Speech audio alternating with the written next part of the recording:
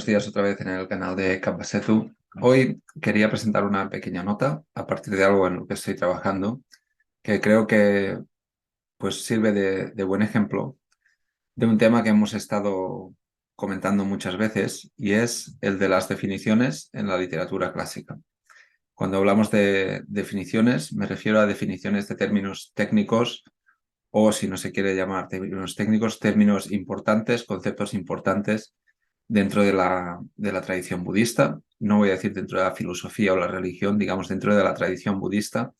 Hay términos muy importantes como pueden ser, por ejemplo, bodhi o despertar o iluminación, etcétera, etcétera.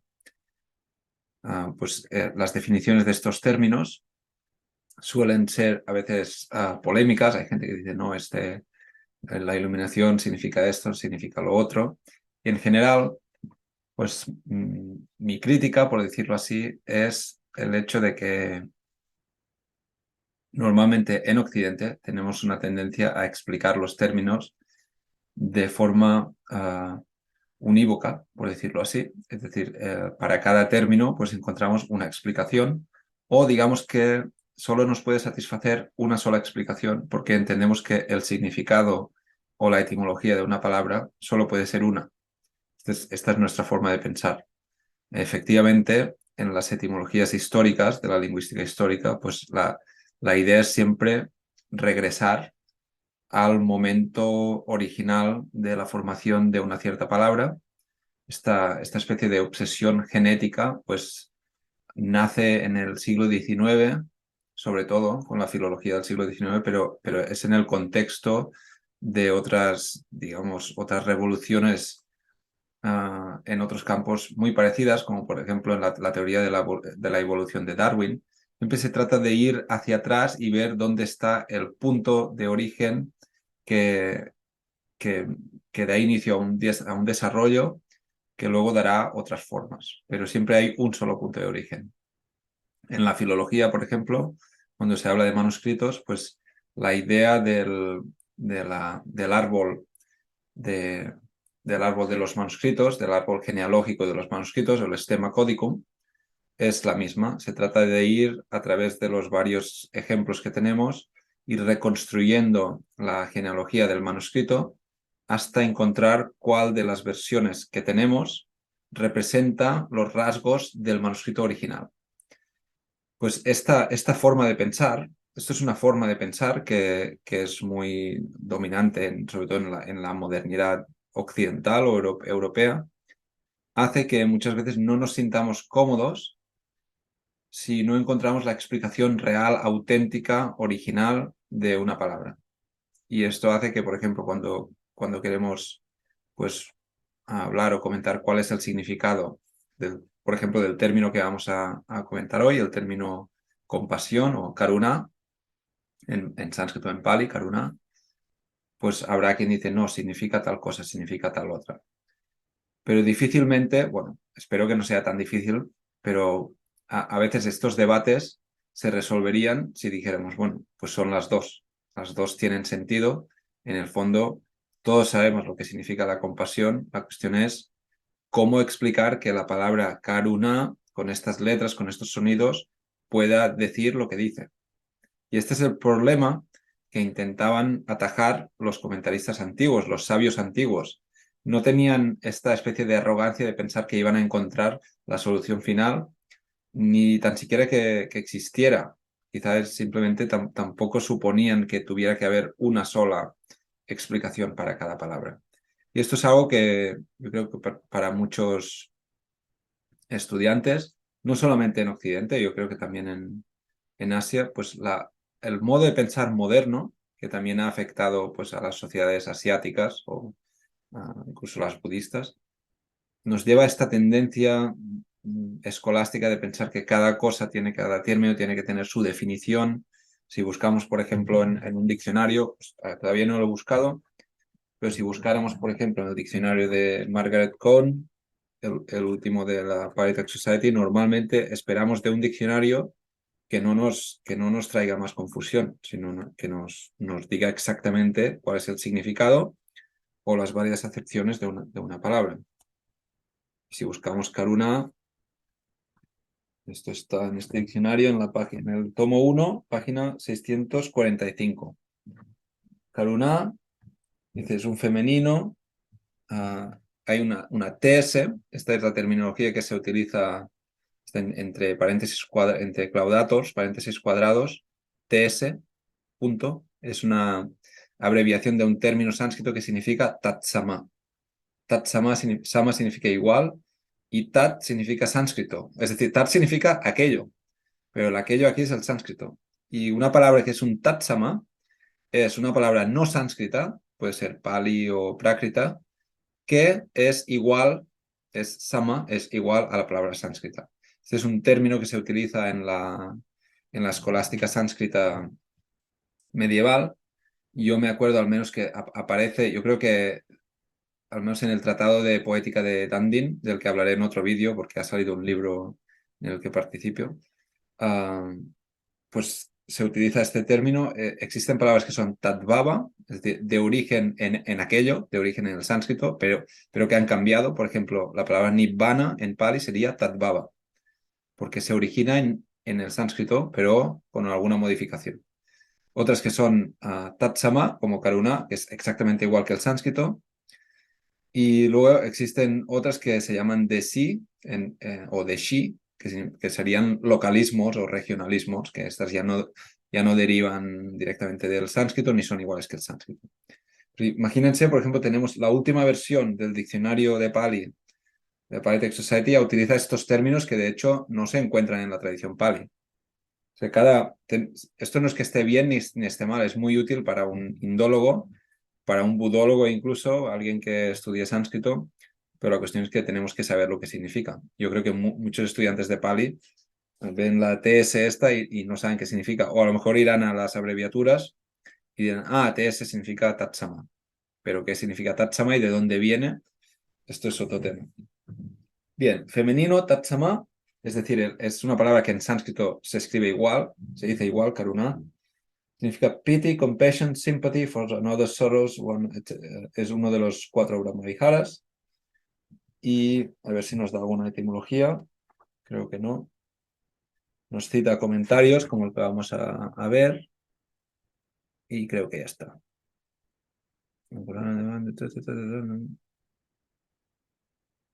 No, no da ninguna etimología. Algunos diccionarios dan alguna etimología. Por ejemplo, del verbo, aquí sería al revés, la siguiente palabra es el verbo karunayati, que es un denominativo, es decir, es un verbo que se forma a través de la palabra compasión, como sería en español si creáramos un verbo que fuera compasionar o algo así. Pues este verbo no nace de una raíz verbal, sino que existe un sustantivo, compasión, y a partir de este sustantivo podemos crear un verbo. Pues ya está, no existe más explicación del por qué karuna significa lo que nosotros llamamos la compasión o qué significa exactamente este término. Y lo que voy a enseñar ahora es un pasaje que estaba traduciendo esta mañana y he pensado que este vídeo como nota podría ser útil, pues es muy buen ejemplo. Y esto está sacado del subcomentario del Diga Nikaya. Ya saben que los textos del canon pues tienen los comentarios normalmente de Buddhaghosa o de Dharmapala o de algún otro, raramente otros escoliastas o comentadores. Cuando hablamos de comentador, sí, son maestros que escribieron comentarios o explicaciones al texto. Escoliasta es la palabra correcta en español, pero parece que no es muy común. En filología clásica se utiliza siempre el escoliasta. Tiene un valor un poco peyorativo porque, bueno, la escolástica en general, pues hoy en día no tiene muy buena reputación. Parece que sea un modo de conocimiento muy mecánico y sin alma casi. Pero esto es escolástica pura y aquí tenemos comentarios sobre comentarios. Y esto es aquí lo que tienen en la imagen es el comentario del comentario. Lo que pasa es que el comentario del Diga Nikaya empieza con una introducción.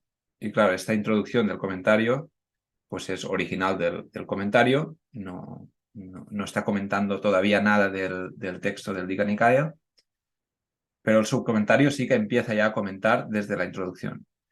Y en la introducción del comentario, pues que lo tiene aquí, ven que los comentarios normalmente empiezan con una salutación o una veneración a las tres joyas que son el Buda, el Dhamma y el Sangha, o el Buda, el Dharma y el Sangha en sánscrito. Y la primera estrofa del comentario de Buddhaghosa dice: Karuna asitala hadayam paññā pajyota vihata mohatamam sanarāmara lokagarum vande sugatam gati vimuttam. Y es la estrofa que rinde pues, honor, homenaje al Buda.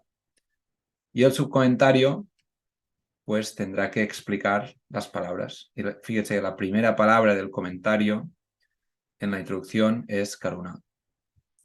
Entonces aquí, en este pasaje en concreto, el subcomentario de Sariputta. Sariputta no es Sariputta el discípulo del Buda, sino el monje del siglo XII en Sri Lanka, que se llama Sariputta y escribió varios subcomentarios muy interesantes, muy buenos. No se conocen muy bien y por eso en nuestro proyecto con mi gran amigo y también estudiante Gonzalo es de traducir el Digha Nikaya, pero con las tres capas: el texto raíz, comentario y subcomentario. Subcomentario, pues a ver, quizá también la idea sería traducirlo todo. Es un poco complicado, como verán a continuación, pues se puede hacer. Entonces, este pasaje concreto, el que está en amarillo, como subrayado en amarillo, no sé cómo llamarlo, como highlighted, que dicen en inglés, está marcado con el marcador amarillo, pues explica la palabra karuna. Y primero lo voy a leer y luego vamos a ir explicando no solamente lo que significa, porque si solo explicamos lo que significa, nos quedamos a medias. Lo que se tiene que explicar en los comentarios es el por qué el comentador o el escoliasta está haciendo lo que está haciendo, por qué da tantas vueltas y qué está pasando realmente aquí, cuál es el significado de este tipo de explicación y cómo funciona. Porque no se trata simplemente de dar un significado, sino de explicar el por qué la palabra karuna, con estas 6 letras o estos 6 sonidos, significa lo que significa. Entonces empieza diciendo Tatta kirati iti karuna. Piense que kirati aquí es un verbo y lo traducimos. Aquí compasión es aquello que esparce, kirati. Kirati simplemente significa eso, esparce. Él o ella o ello esparce o dispersa, algo así. Entonces uno pensaría, bueno, vaya explicación más rara que nos diga que la compasión es lo que dispersa. Bueno, quizá algún maestro lo ha explicado y me lo he perdido, pero que yo sepa, la compasión pues es una emoción que sentimos cuando alguien sufre y reaccionamos. Entonces puedes ir pensando en qué momento de nuestra compasión nos dispersamos. A lo mejor es que cuando empiezas a sufrir por otro, la mente se dispersa. Pues realmente no tiene nada que ver con todo esto, sino que aquí lo que Buddhaghosa, perdón, aquí Sariputta, lo que está intentando ver es de qué raíz verbal proviene karuna.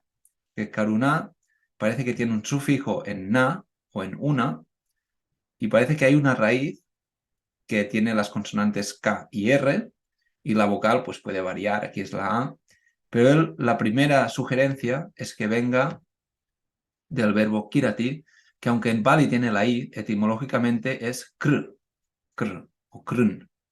Krun, y tendríamos también la N, es decir, sería karuna, vendría de krun, que significa esparcir. Perdón, aquí es kir, de kirana, karuna, estaría conectado. ¿Sí? Y nada más. Entonces lo que intenta ver es de qué forma, tomando una raíz verbal que fuera verosímilmente un posible origen para karuna, se podría explicar el sentido de karuna. Dice, bueno, pues se podría tomar karuna como una palabra que proviene del verbo kirati, que significa esparcir. Entonces, ¿qué sería karuna en el sentido de esparcir? Pues sería o dispersar. Para dukkam vikipati apaneti itiatto. Dispersa el sufrimiento de los demás. Y dispersa aquí vikipati en el sentido de apaneti, lo expulsa, lo repele. Este es el sentido, itiatto. Es decir, que karuna estaría conectado con el verbo dispersar o disgregar, en el sentido de que disgrega o es lo que motiva la expulsión o el reducir el sufrimiento de los demás. Esta es la primera explicación. Pero luego viene otra. Dice, Ataba, esta es la expresión favorita de los comentarios, o bien, y te van diciendo, podría ser esto, o podría ser lo otro, o podría ser lo otro. Entonces da un segundo verbo, kinati iti. Este sí que es, perdón, este es el de krin, en sánscrito no kin, sino krin, que significa herir, lastimar, hacer daño. Es sinónimo de himsati, que de ahí viene himsa. Ahimsa es la no violencia, himsa es la violencia, viene esta raíz him, que significa herir o lastimar, dañar. Y entonces, claro, aquí dice, claro, karuna también podría venir del verbo krin, pero el verbo krin significa dañar. Entonces, ¿esto cómo se explica? El escoliasta sabe que tiene que haber una raíz, una de las raíces verbales que es candidata a ser el origen de karuna o explicar karuna podría ser esta, pero claro, parece que tiene un sentido opuesto a lo que sería la compasión, que es el dañar. ¿Pero en qué sentido hace daño? Pues dice, hace daño, como lo he traducido aquí, la compasión es aquello que lastima, kinati, cuando existe el sufrimiento de los demás, es decir, esto hiere o duele, provoca dolor a la persona compasiva, es decir, no es un dolor que se provoca al que sufre, obviamente, sino que la idea sería que la palabra compasión proviene de un verbo que significa sentir dolor, porque cuando uno ve que los demás sufren, él también sufre. Esta es la segunda explicación, pero hay otra aquí en este va para dukkesati sadunam kampanam hadayakedam karoti te va karuna. Aquí otra vez karuna se intenta explicar con otro verbo, que es el verbo kar, que significa hacer o producir. Fíjense, kar y karuna, pues sería la etimología que intenta dar el comentador, el comentarista. Luego hay otra que es un poco más complicada todavía, que dice Atava kam iti sukam, tam rundati ite karuna. Aquí lo que intenta hacer es de karuna dividirlo en dos partes. La primera sería la palabra ka, que aquí es kam iti, esta palabra kam o ka, que significaría felicidad. La segunda parte de la palabra karuna vendría de la raíz rund.